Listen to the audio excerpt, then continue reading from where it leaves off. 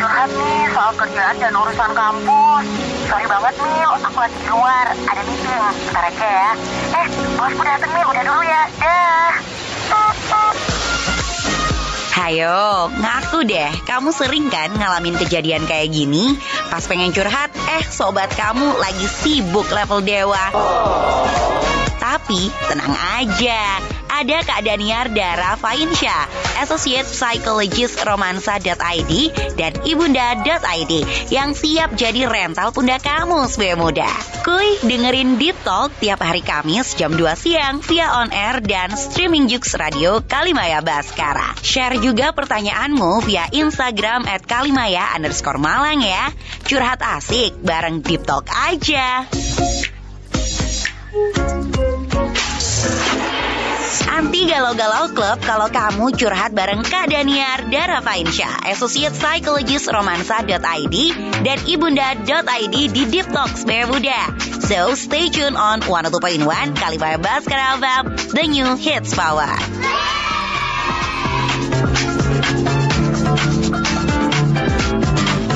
Semakin kesini kok hujannya makin romantis ya, alias gerimis tipis-tipis, makin pas banget nih untuk kita ngobrol bersama dengan Kak Daniar. Sudah kita ekspor langsung dari Jakarta gitu ya. Impor dong. Oh iya impor ya, benar ya. Oke, ada Kak Daniar, halo.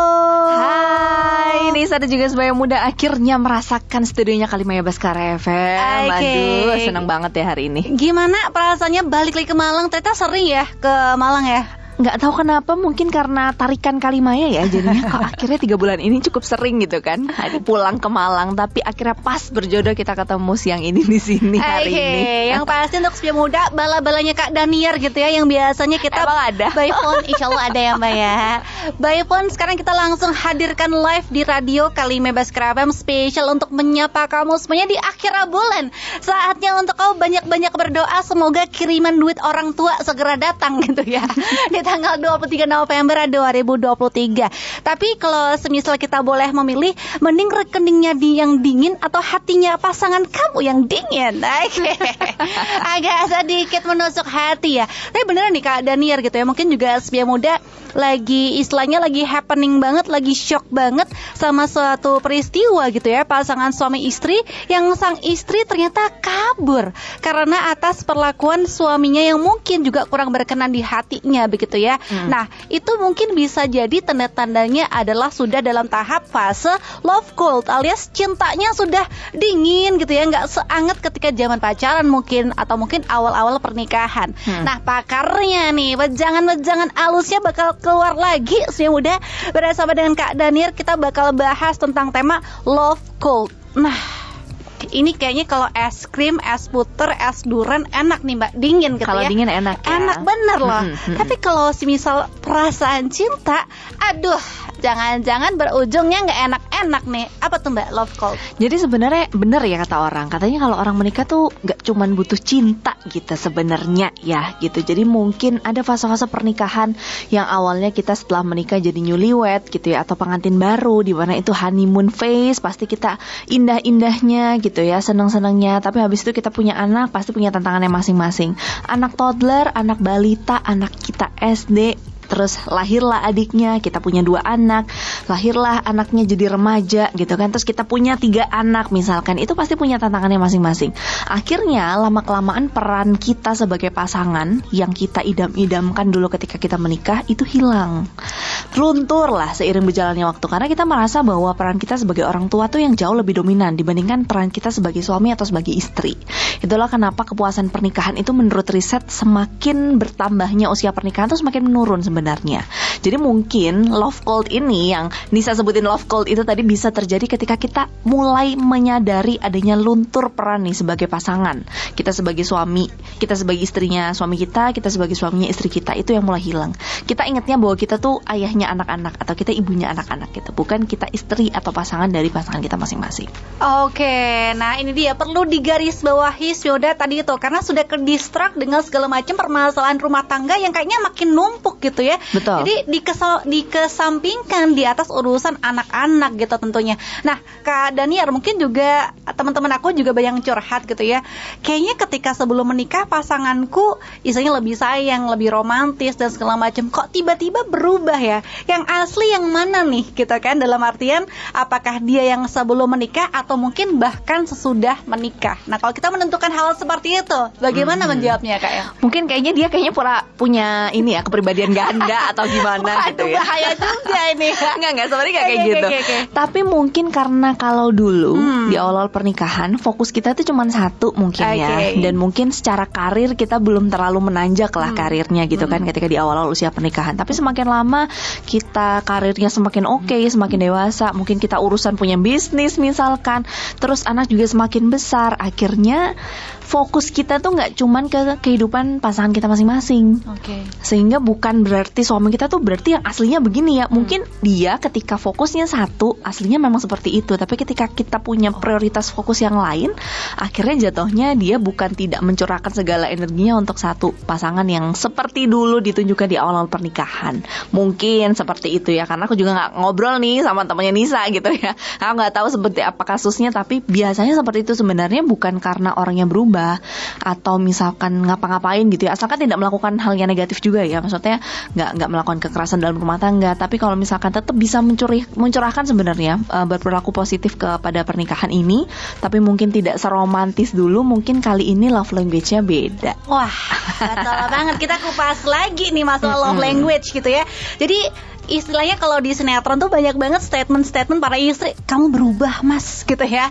Tadi berubah itu mungkin banyak faktor juga gitu banyak ya. Banyak faktor gitu. Mungkin ada juga sih mungkin yang negatif ya. Mungkin ternyata dia punya orang di luar sana, iya bisa jadi. Tapi kalau misalkan ternyata dia nggak kenapa-napa nih, tapi kita terus-menerus menaruh kecurigaan, sebenarnya kita bisa lihat dari situnya gitu. Kalau kita berusaha bisa fokus ke hal yang positifnya, sebenarnya akan membantu untuk tidak terlalu fokus ke hal-hal yang justru kurang. Padahal sebenarnya ada kelebihannya gitu dari pasangan kita. Oke, itulah kenapa pasangan suami istri perlu punya me time gitu ya, punya hobi gitu ya. Jadi dalam artian ketika ada masalah rumah tangga yang bikin kita sumpah, kita bisa istilahnya masuk ke zona hobi kita sendiri. Jadi ketika berkomunikasi dengan pasangan kita lebih enak lagi begitu. Oke, Kak Daniar, katanya gitu ya, fase-fase awal pernikahan itu zona-zona bahayanya itu di awal usia 1-3 tahun pernikahan. Karena kan kita masih beradaptasi dengan pasangan-pasangan begitu ya. Dan juga istilahnya banyak juga perceraian dini yang kurang dari setahun bahkan gitu. Nah ini kok bisa ya Kak? Dalam artian tadi kan Kak Daniar infonya ini ketika awal-awal nikah masih honeymoon phase gitu ya. Tapi ada juga loh kasus perceraian dini bahkan usianya masih seumur jagung banget alias di bawah setahun gitu. Oke. Kok bisa ngadi-ngadi Kak gitu? What happened aya naon eta gitu. Sebenarnya gini, menurut penelitian itu justru honeymoon phase tuh jadi masa-masa kritis. Jadi fun fact-nya adalah kita taunya kan kalau honeymoon phase tuh ya masa-masanya indah gitu kan, honeymoon, kita liburan. Sebenarnya di balik itu sebenarnya kita tuh sedang beradaptasi keras. Kenapa? Karena selama ini kita nggak pernah punya pasangan, selama ini kita nggak pernah punya orang yang tidur di sebelah kita 24 jam nongkrongin kita selalu gitu kan. Pokoknya ngeribetin hidup kita lah gitu kan, ibaratnya kayak gitu ya. Gitu terus tiba-tiba jelek ada orang lain gitu kan. Orangnya udah kita pilih sendiri sih, tapi ternyata kan nggak sesuai sama ekspektasi. Mungkin ada ekspektasi yang tidak sesuai dengan yang kita bayangkan gitu kan tentang sosok suami atau pasangan kita masing-masing. Jadi masa honeymoon tuh jangan diremehkan sebenarnya, karena masa honeymoon itu masa-masa newlyweds itu jadi masa yang kritis untuk beradaptasi satu sama lain. Gitu, itulah kenapa masa newlyweds itu sangat bisa memprediksi konflik pernikahan di masa usia-usia pernikahan lebih tua. Gitu. Gimana ketika orang pasangan itu belum punya anak tapi dia punya manajemen konflik yang bagus, itu akan memprediksi kepuasan pernikahan yang jauh lebih bagus dibandingkan dari awal dia udah bengkerengan lah kalau orang Jawa gitu ya. Iya, maksudnya kayak konfliknya tuh udah pokoknya udah ngotot satu sama lain, nggak pernah yang namanya terus aku tuh kita bisa kompromi segala macam, terus itu nggak ketemu, dipendem aja, maka akan bisa memprediksi ini orang nih bisa nih nanti suatu saat dia begini gitu. Sangat bisa diprediksi dari masa newlyweds gitu sebenarnya. Jadi jangan diremehkan banget nih masa newlyweds. Emang honeymoon iya, tapi jangan lupa ada masa adaptasi yang harus dikerjakan nih oleh masing-masing pasangan untuk bisa tetap keep up untuk hidup yang akan sepanjang masa kita lakukan gitu. Benar, kalau merasa give up, inget-inget cateringnya berapa, inget-inget MUA-nya berapa gitu ya. Tidak bisa segampang itu kamu memutuskan tali pernikahan gitu ya. Harus ada kerjasama alias kolaborasi yang baik antara pasangan begitu. Oke Kak Daniar, karena kan terkadang nih perempuan sama laki-laki, sekarang perempuan kan bisa speak up gitu ya, mengutarakan apa yang ada di pikirannya kalau semisal dia nggak suka atas konflik yang sedang dialami bersama pasangan. Tapi terkadang hierarkinya gitu Kak, laki-laki tuh merasa kok kamu ngatur-ngatur ya, kan aku kepala rumah tangga. Nah lo konflik lagi gitu kan. Jadi ini mungkin bisa menjadi salah satu faktor pemicu dari love call juga. Nah boleh untuk diinformasikan bahwa sebenarnya perempuan itu boleh nggak sih sejajar dengan perempuan dalam mengatasi konflik alias manajemen resiko, atau bagaimana sebaiknya? Oke, sebenarnya kalau dalam psikologi ya, hubungan antara manusia, khususnya intimate relationship, pasangan gitu berarti ya, itu sebenarnya hubungannya setara. Setara tuh gimana? Mungkin kalau kita lihat dari agama, kita lihat dari basis suku gitu ya, mungkin ya pokoknya suami itu adalah kepala rumah tangga yang kita harus selalu nurut gitu. Betul. Ya, selalu ini. Iya, mungkin ada satu di mana satu sisi kita memang harus nurut. Tapi ada loh hal-hal yang sebenarnya prinsipal yang harus kita diskusikan bersama. Misalkan contoh deh yang hal yang paling krusial, jumlah anak. Misalkan pekerjaan domestik. Itu juga hal-hal yang sebenarnya harus disepakati dari awal. Aku ngerjainnya apa, kamu ngerjainnya apa. Terus berarti kalau setara berarti pekerjaan rumah harus dibagi dua dong. Nggak kayak gitu. Kalau misalkan ada satu pasangan yang merasa bahwa oke, aku nggak apa-apa ngerjain semua hal dan kamu tugasnya bekerja, ya nggak jadi masalah. Nggak harus dipaksakan untuk dibagi dua. Tapi mungkin ada pasangan lain yang merasa bahwa aku keberatan untuk mengerjakan semuanya karena kerjaanmu juga nggak begitu banyak. Berarti ini kita harus bagi dua, atau aku 2/3, kamu 1/3. Ya udah silakan. Yang jauh lebih penting adalah kompromi sebenarnya. Sepakat gitu. Pun ternyata kalau misalkan tidak bisa dikerjakan bersama, gimana caranya yang nyaman untuk pasangan masing-masing. Kadang-kadang nih Nisa, penyakitnya adalah social comparison. Nah betul, sepakat ya kan? sih, sepakat gitu ya. Kalau pasangan lain tuh lihat tuh kayak Atta sama Aurel gitu kan, lihat kayaknya mereka bahagia-bahagia aja, nggak pernah punya, makanya kamu punya bayaran aku babysitter dong misalnya kayak gitu. Ternyata di ujuk-ujuk kita ngelihat kondisi finansial rumah tangga kita nggak bisa, Bo, kita sewa babysitter gitu kan. Nah makanya kan ekspektasi kita, cara kita membandingkan diri dengan rumah tangga orang itu juga mempengaruhi bagaimana kita punya kepuasan terhadap pernikahan kita sendiri. Oke. Gitu. Jadi ya harus dilihat sebenarnya kondisinya seperti apa. Yang paling penting tuh dikomunikasikan. Oke. Ini ya istilahnya ekspektasi terhadap couple goals gitu ya. Yep. Tetangga kayaknya kemarin istrinya habis diajak liburan tuh Mas. Iya betul. Gitu kan. Tapi ya tolong dong kerjasamanya gitu ya, kan. Betul. Itu si bapak lagi berjuang nih beli susu sama popok si anak begitu ya Ibun. Mungkin nanti ketika ada rezeki lebih bisa gitu ya. Oke, Kak Daniar, kalau kita flashback ke kasus yang kemarin gitu ya, ada dokter perempuan gitu, istilahnya melarikan diri dari tindakan kekerasan yang dilakukan sendiri oleh suaminya gitu ya kan. Nah, ini kan istilahnya pernikahannya juga sudah cukup lama, kemudian anaknya juga sudah tiga kalau nggak salah gitu ya. Dan Nisa baca istilahnya pemicu masalahnya tidak berat-berat juga, hanya karena mematikan televisi begitu. Dan ternyata itu bisa menjadi konflik. Nah, komunikasi yang salah seperti apa ya Kak? Karena kan ini istilahnya masalahnya bukan urgent begitu ya, ternyata bisa menyebabkan KDRT bahkan gitu.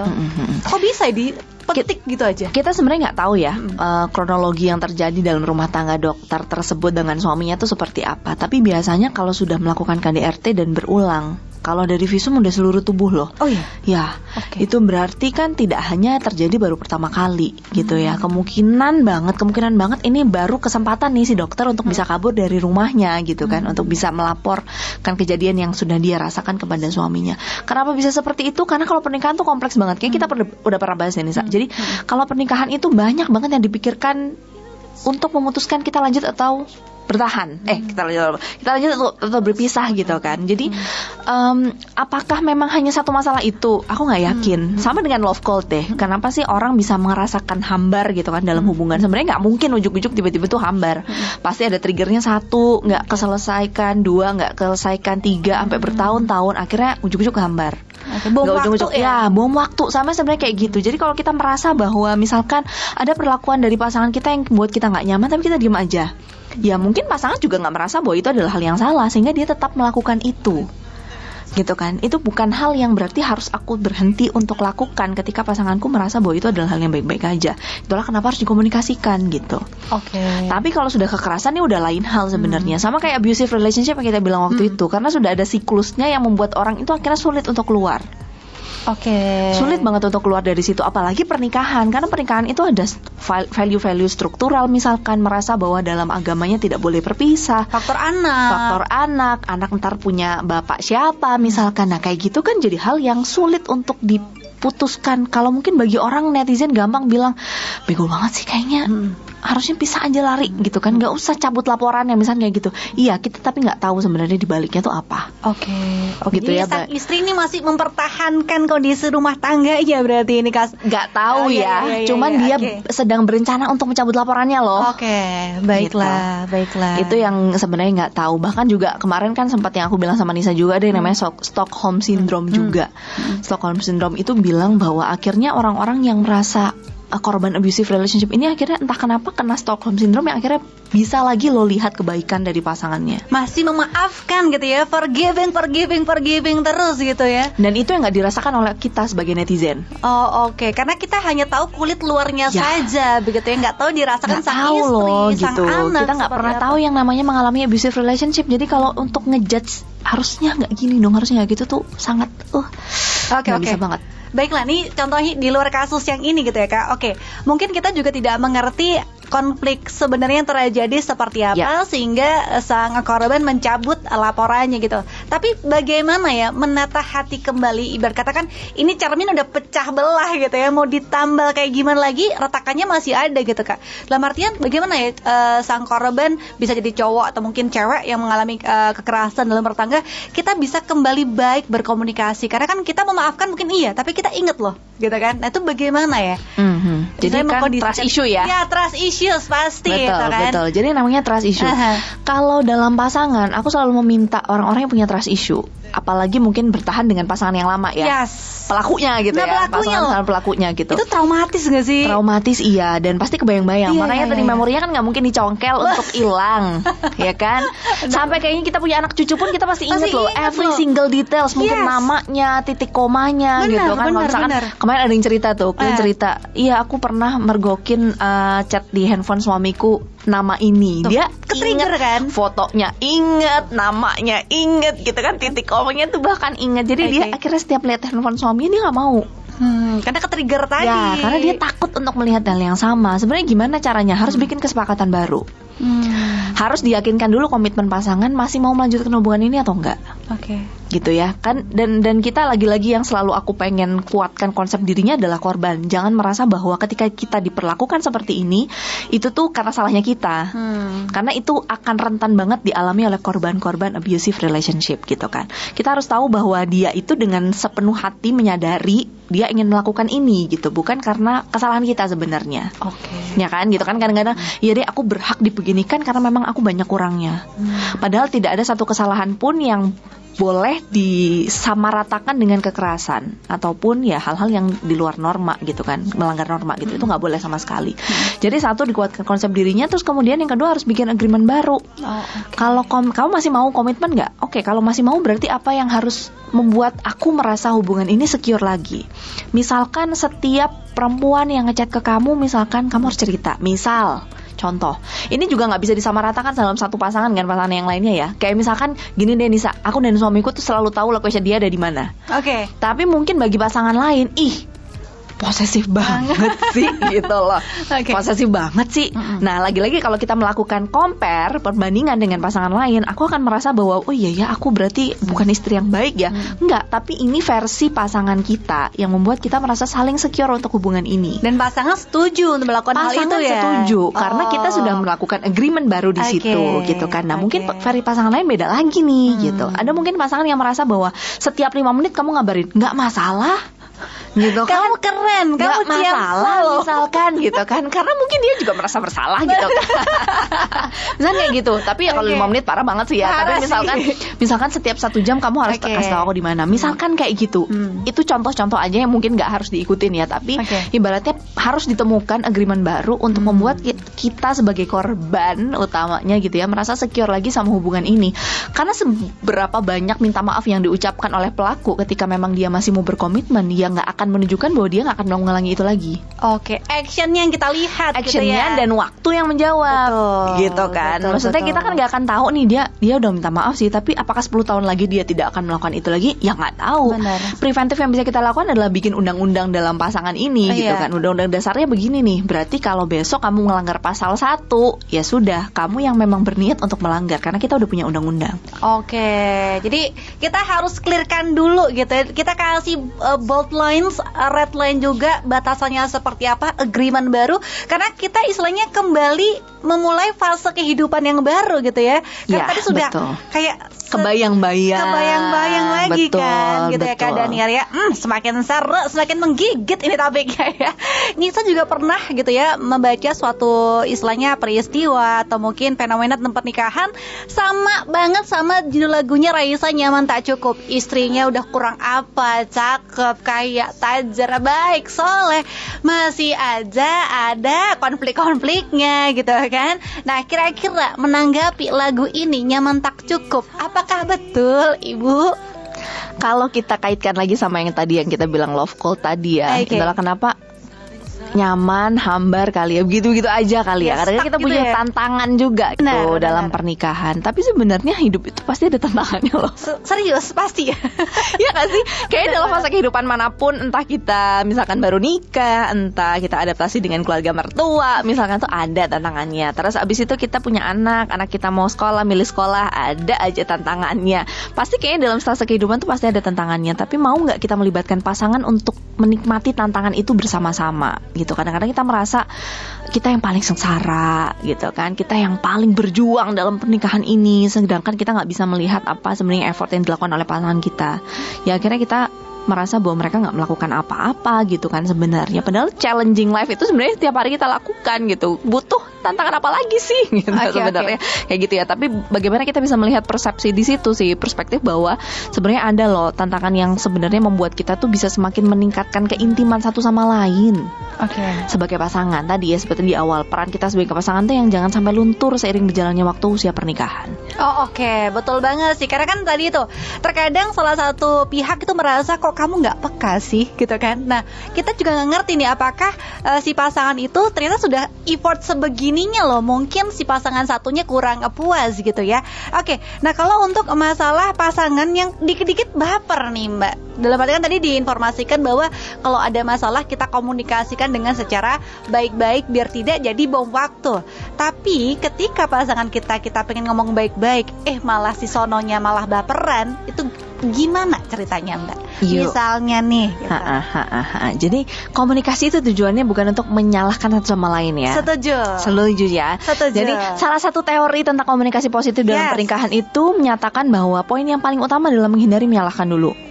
Karena kalau poin pertama kita udah ngomong nyalahin pasangan kita, udah bubar tuh percakapan selanjutnya gitu. Nggak ada yang masuk pasti gitu. Nggak fokus dengan conclusionnya gitu loh. Apa sih sebenarnya solusinya dari permasalahan ini tuh nggak ada. Justru malah saling menyerang personal satu sama lain gitu. Makanya menghindari menyalahkan itu jadi poin yang pertama, kunci penting untuk berkomunikasi positif dengan pasangan. Kemudian yang kedua baru menyampaikan apa yang kita rasakan. Ada tuh kuncinya namanya I statement. Kalau sebagai muda ataupun Nisa mau googling, jadi I statement itu bilang bahwa I feel bla bla bla when you do bla bla bla and I want you to do bla bla bla. How about you gitu. Jadi aku merasa nggak nyaman deh ketika kamu nggak ikut bantuin mandiin anak-anak gitu misalkan. Boleh nggak besok ketika kamu udah pulang kerja atau sebelum kamu berangkat kerja, kamu bantuin deh mandiin si kakak supaya aku bisa mandiin si adik. Gimana menurutmu? Kalau istilahnya kalau pasangan mengiyakan membantu ya oke. Tapi kalau justru menolak? Kalau justru menolak Baiknya gimana ya? Tapi kok aku merasa kewalahan di sini. Jadi kita fokus dengan masalahnya, bukan fokus dengan apa yang kita rasakan. Cari gitu solusinya ya. berdua Solusinya gitu tuh ya. sebenarnya apa? Jadi kita tujuannya adalah bukan untuk menyalahkan pasangan. Kamu nih nggak pernah bantuin. Nah kalau udah kayak gitu nggak ketemu. Pointing ya. Ya kamu tuh udah begini, labeling yang akhirnya kita masukin gitu kan. Akhirnya kita nggak fokus dengan permasalahannya. Kalau mau marah mending marah dulu, baru ngobrol sama pasangan. Oh, oke. Baik. Gitu ya. Kalau ya ini sebenarnya nggak hanya dibutuhkan oleh pasangan yang udah menikah aja, tapi setiap orang kayaknya butuh emosi regulasi yang bagus deh, regulasi emosi yang bagus. Jadi kalau kita marah jangan ngomong, jangan memutuskan sesuatu kan ketika kita marah. Kalau kita marah keluarin aja dulu marahnya. Mau makan enak dulu, mau lari dulu, kek mau ngapain kek terserah. Baru ngomong sama inti permasalahannya apa. Kan kayak gitu. Oke. Sama sebenarnya kayak gitu dengan pasangan. Karena takutnya kalau kita terlalu memendam amarah ke pasangan meledak gitu ya. Jadi mending cari istilahnya pelampiasan yang positif juga. Betul. Gitu ya. Olahraga, kemudian makan enak itu bisa ke distract loh. Betul. Yang tadi kita emosinya masih naik turun, tapi begitu sudah yaudah kayaknya ini adalah waktu yang tepat untuk kita ngomong baik-baik gitu ya. Sekali lagi nih Bunda, kalau kamu sudah punya istilahnya strategi dengan cara komunikasi yang baik, jangan pointing, jangan labeling gitu ya, tapi discuss, ngeteh, ngomongnya juga enak. Bener, tea gitu kan, time gitu tea ya. time, Bener. di saat yang tepat. Bahkan gitu ya. ada satu teori yang bilang bahwa kita tuh perlu namanya CEO meeting namanya. CEO tuh ya pemilik Oke. rumah tangga ini. Betul, Kita betul. tuh sedang harus punya CEO meeting. Sebenarnya teorinya adalah 30 menit per hari. Tapi kayaknya di budaya kita kayaknya gak sulit ya. Nggak gitu sempet kayaknya. Gak sempet gitu. Padahal sebenarnya kita pasti piloto kan. Bener, piloto, pasti sebenarnya. bener. Tapi mungkin ngomonginnya anak lah, ngomonginnya apalah gitu. Mas SPP-nya belum dibayar. Padahal sebenarnya CEO meeting tuh kan lagi-lagi peran kita di Oke. pernikahan itu nggak melulu soal orang tuanya anak-anak, nggak melulu soal menantu dari mertua kita, nggak melulu soal kita anak dari orang tua kita sendiri. Tapi kadang kita lupa loh bahwa kita tuh pasangan dari pasangan kita. Benar, gitu. benar.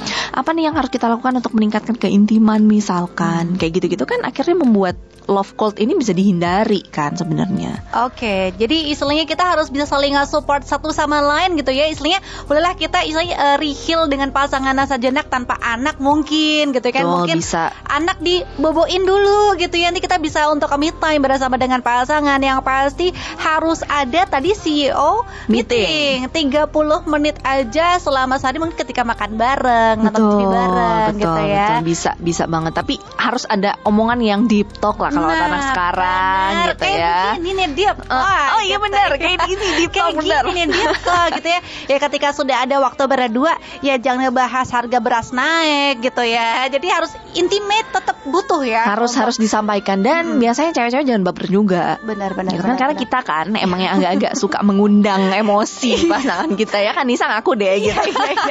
Kadang-kadang kita tuh sebenarnya yang baper gitu karena Benar. memang perempuan itu hakikatnya memang kalau menghadapi satu masalah tuh berfokus kepada Perasa emosinya. gitu kan. Sedangkan laki-laki dia akan lebih berfokus kepada masalahnya. Mana sih yang lebih baik? Sebenarnya nggak ada yang lebih baik. Oke. Yang lebih baik tuh imbang, harus punya emosi iya, tapi fokus pada masalahnya juga iya gitu supaya kita bisa merasakan empati. Oke. Karena kalau kita hanya fokus pada masalahnya, kita nggak peduli tuh orang lain mau merasakan apa sih dari masalah yang sebenarnya sedang terjadi. Jadi harus imbang banget gitu. Oke, baiklah. Dan juga mungkin aku juga pernah diceritain gitu ya Mbak ya, untuk kasus-kasus. Benar nih Iya. diceritain. Diceritain Mbak, bener deh. Aku melihat tuh ada pasangan yang memang salah satu pasangannya itu superior nih, alias untouchable gitu. Dan si perempuan ini berasa kok kayaknya si pasanganku ini sulit banget untuk diraih atau mungkin diajak ngomong secara baik-baik karena tadi merasa superior. Nah kalau sudah seperti itu, apakah masih ada jurus-jurus terajitunya ya Mbak ya? Oke, kalau memang sudah nggak bisa digapai gitu ya, kayaknya dia udah otoriter gitu Yes. kan, keputusan suara dia suara Tuhan. Bulat. Waduh berat ya. Aduh berat banget ya gitu. Iya, Suara iya, dia iya. kayaknya udah Harus ya final udah gitu negosiasi. kan. Ya sudah, berarti tidak usah berekspektasi untuk mengubah dia. Kalau memang masih mau berkomitmen, ada nggak? Masih ada Oke. nggak komitmennya? Ada. Ya sudah, berarti kita bergerak untuk tidak menuju ke perubahannya pasangan. Dan masih istilahnya kita masih menjalankan hasil keputusan dia meskipun kita merasa berat. Ya. Wow. Gimana dong? Luar biasa ya. Karena kalau kita berharap dia yang berubah tapi dia misalkan Iya nggak ikut sih. konseling juga, dia diomongin juga nggak bisa, terus gimana dong? Gusti Allah bergerak, Mbak. Iya, Tangan-tangan Tuhan Gusti sekarang. boten sare lah kalau katanya orang-orang Iya, gitu iya, kan. iya, iya. Jadi kita kan jalur langit Betul, aja jalur gitu kan. langit, sepakat Betul. Nggak sih. bisa jalur psikolog gitu kan. Karena kan untouchable Iya, iya, gitu iya, kan. iya, Misalnya iya, kayak gitu. benar. Jadi kita tidak akan mengajak pada hal-hal yang tidak bisa diapa-apakan karena kita yang capek sendiri. Harusnya sih secara teori suami tidak begitu ya misalkan loh, tapi dia nyatanya begitu loh. gitu. Sama kayak konseling pasangan deh. Konseling pasangan tuh harusnya datang dua-duanya loh. Benar, gak bisa salah satunya. Gak bisa salah satu loh. Terus ternyata suaminya nggak mau datang. Terus gimana? Suruh pulang? Enggak. Karena it takes two to tango. Betul. Tapi kalau satunya nggak datang semakin parah. Maksudnya kalau tidak ada salah satu pun semakin parah. Jadi it's okay Tuan. Oke. Karena mungkin ketika ke psikolog tuh kayak ngerasa, aduh malu nih. Emang Bisa. pernikahan kita kenapa sih Mak kalau sampai kita langsung konsul ke psikolog gitu. Sebenarnya it's okay untuk kita konsultasi pernikahan gitu ya. Oke, untuk fase-fase nih Mbak, level-level gitu ya, untuk pasangan yang di zona-zona berbahaya gitu ya, dari kuning ke merah. Ini gimana Mbak? Bagaimana kira-kira tanda-tandanya? Ini pernikahan udah toxic nih gitu. Oke. Mungkin udah nggak ada kenyamanan lagi ya. Mungkin nyaman tak cukup, tapi ini udah nyaman pun nggak ada. Sedih banget. Nyaman pun nggak ada, ngobrol nggak bisa kali ya. Mungkin kan katanya sih kalau kita cari pasangan tuh kan cari temen ngobrol ya. Seumur hidup loh kita. Seumur hidup gitu Benar. kan. Ternyata mungkin diajak ngobrol nggak bisa. Sehari-hari udah kayak robot. Iya. Pagi bangun, Formalitas aja gitu ya. Mungkin bagi orang-orang tua kita yang pasangannya udah menikah berpuluh-puluh tahun, mungkin bagi mereka juga itu memang cara mereka hidup ya. Oke. Ya bisa jadi itu mereka membuat nyaman. Karena kenyamanan masing-masing tuh lagi-lagi subjektif. Betul. Ya kan? Betul. Kayak tadi deh, misalnya aku dengan pasangan nyamannya begitu. Mungkin bagi pasangan yang situ nyamannya begini gitu ya. Jadi kita nggak bisa menyamaratakan antar satu sama lain. Tapi diri kita sendiri ternyata udah ngerasa nggak nyaman sama hubungan ini. Sebenarnya itu di satu warning sign lah ya. Bisa dibilang kayak gitu. Karena lagi kalau udah pernikahan itu ngomongin relationship-nya jadi rumit. Karena ada yang nggak segampang ketika kita pacaran sama pasangan yang toksik kita bisa putus. Bener. Terus kita bisa ganti pacar lagi. Betul. Gitu kan nggak segampang itu gitu kan. Iya. Karena kalau udah pernikahan ada value lain harus kita pikirkan, misalkan untuk membuat ini tidak bisa dipisahkan misalkan, jadinya ya sudah gitu, apa yang bisa kita pertahankan aja ketika memang masih ada komitmen. Oke. Baiklah, itulah tadi kenapa ya kita wajib banget untuk istilahnya nih sharing bersama dengan pasangan sehari 30 menit biar kita tahu nih yang dirasakan apa, kurangnya kita gimana, kita saling membenahi diri, kita belajar satu sama lain. Jangan sampai nanti numpuk diar jadi bom waktu nanti ya. Kalau nggak meledak jadi hot jadi cold. Benar, hot jadi and cold api ya. Kayak dispenser ya. Iya benar. Kalau nggak jadi api membara, kalau orangnya emang kalau mendem tipenya eksplosif ya bisa jadi kan benar. Tapi kalau mendem ya jadi love cold. Iya betul juga sih. Itulah ya, komunikasi harus super lancar. Kalau semisal butuh me time banget, anak-anak boleh dititipin mertua dulu gitu ya. Tapi kalau di rantau gimana dong? Jadi curhat. Kan kesini akhirnya kan. Betul. Nah, kadang-kadang kan suka iri ya. Kalau kita lihat di sosial media, nah ini loh penyakitnya manusia memang ya gitu kan. Ada aja suka iri segala macam. Jadi memang harus bersyukur dengan kondisi keuangan kondisi finansial lagi, kondisi rumah tangga masing-masing gitu. Supaya kita nggak gampang untuk membandingkan diri. Oke, grateful gitu ya. Memang sih kalau kita ngelihat rumput tetangga kanan kiri pasti lebih hijau pasti gitu. Tapi kita harus bisa mencari bahwa pernikahan kita juga harus banyak untuk yang disyukuri gitu ya. Karena tadi nyaman itu masing-masing subjektif Spiomoda. Baik, terakhir nih Kak Daniar, usur banget ya untuk Love Cult ini ya. Udah habis ya? Udah. Makanya yang lama gitu Mbak. Di sini di Malangnya yang lama. Kan kita bisa siaran terus tiap minggu gitu ya. Oke, Kak Daniar, mungkin untuk para cantin-cantin nih alias calon pengantin gitu ya. Cantin siap, gitu kan, calon pengantin, biar tidak istilahnya ekspektasinya kan biasanya berlebihan banget gitu ya. Nanti pernikahanku tuh pasti bakal semanis madu bla bla bla. Mungkin bisa diberikan kenyataannya gitu ya, kayak jamu pahit tapi bikin sehat gitu kan. Nah, kira-kira membangun rumah tangga yang sehat, yang balance gitu gimana nih Kak? Rumah tangga juga yang sempurna sih sebenarnya ya. Tapi kan ada caranya kan. Sebenarnya gini, kadang-kadang yang salah persepsi adalah kita tuh membayangkan rumah tangga yang sehat itu rumah tangganya tanpa konflik. Oke. Ya kan? Padahal tidak, sebaliknya. Justru rumah tangga yang sehat adalah rumah tangga yang berkonflik dan bisa di-manage dengan baik gitu. Jadi kalau mending tuh gontok-gontokan di awal tapi kelar, daripada diem-dieman tapi endingnya love cold misalkan kayak gitu kan. Jadi serasa tidak ada masalah, iya baik-baik aja kok, dia nggak pernah marah, dia kayaknya nurut-nurut aja, tapi sebenarnya dalam hati ternyata gondok misalkan kayak gitu. Jadi it's okay loh sebenarnya untuk debat di awal, tapi habis itu sayang-sayangan lagi misalkan kayak gitu. Tapi debatnya lagi ya tadi ya, bukan untuk menyerang personal ya, debatnya untuk fokus kepada masalah apa nih, ini masalahnya apa, oke solusinya apa, ini yang terbaik bagaimana. Oke, jadi fokusnya ke solusi gitu ya, penyelesaian masalah nih Spia Muda. Penyelesaian masalah. Untuk laki-laki harus lebih banyak berempati, untuk perempuan harus lebih banyak berpikir logika. Oke, kita bertukar peran sebentar Ya, gitu ya. Jadi harus sadar diri nih bahwa masing-masing Benar. tuh pasti punya kekurangan. Tapi ada juga loh yang sebaliknya, yang laki-lakinya mungkin lebih baper, yang ternyata perempuannya lebih logis. Ada juga yang kayak gitu. Tapi Betul. intinya menyadari deh masing-masing kira-kira kurangnya di mana dan sama-sama memperbaiki. Oke, kuncinya kompromi nih Spia Muda. Karena tadi itu Betul. kita menikah dengan seseorang yang memang beda banget kehidupannya. Itulah kenapa kita dari Venus, mereka dari Mars gitu ya. Iya betul. Bersatu dalam suatu rumah tangga yang setiap hari 24 jam men, kita ngelihat mukanya dia nih, kita beradaptasi dengan dia. Ya kita juga harus menikah dengan kekurangannya dia juga gitu kan. It's okay ada konflik ya Mbak Danir ya. Nggak apa-apa, harus ada konflik. Harus dong, harus berkonflik. Bener biar Gitu. nggak ngantuk gitu ya. Biar nggak ngantuk pernikahan kalian. Tapi tadi harus termanage dengan baik, fokus ke solusi. Dan buat perempuan jangan suka mengungkit-ngungkit kesalahan pasangan. Bahaya. Penyakit gitu ya. Yang berlalu sudahlah, biarkan berlalu. Tapi kita juga harus istilahnya fokus menjadi pribadi yang lebih baik lagi. Masing-masing lah. Masing-masing lah ya, harus balance. It takes two tango. Oke, thank you so much Mbak Dani. Thank you nih Sandinya Spia Muda. Talk kali ini Spia Muda yang pasti kita bakal ketemu lagi. Masih ada kenal di depannya? Atau gimana? Insya Allah masih ada sih. Harusnya ada sih. Kalaupun Harusnya misalnya masih ada nggak apa, masih awal bulan kan, masih belum liburan ke Thailand. Sawadika. Ke Korea sih. Ke Korea sebelahnya Kauman kayaknya.